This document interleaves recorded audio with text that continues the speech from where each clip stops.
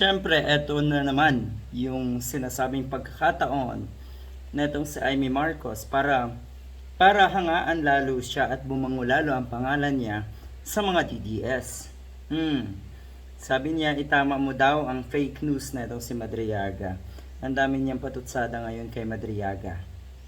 Um, Hinihintay na daw sa impyerno si Madriaga dahil nga sa kanyang kasinungalingan.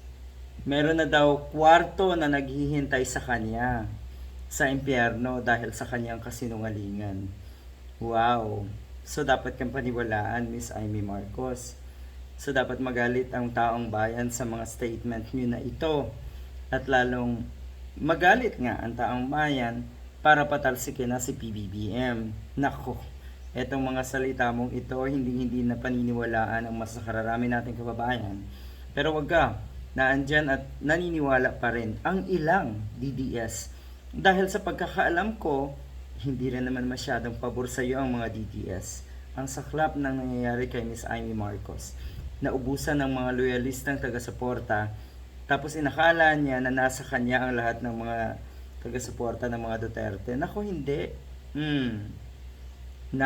Nakakasukang kasinungalingan daw lahat ng ito. Nilinaw niya na walang katotohanan ng mga aligasyon tungkol sa term sharing nga daw anumang sikretong kasunduan sa pagbuo ng Uniteam. Kasi nga alam naman nating lahat na itong si Amy Marcos ang naging daan para mabuo ang Uniteam. Baka alam niya, baka siya mismo ang nagdesisyon noong sinasabing term sharing. Dahil ang totoo, hindi ito alam ni PBBM. Walang alam si PBBM. Demonyo kung ganon, kasi kapatid mo ay ipinagkanulo mo.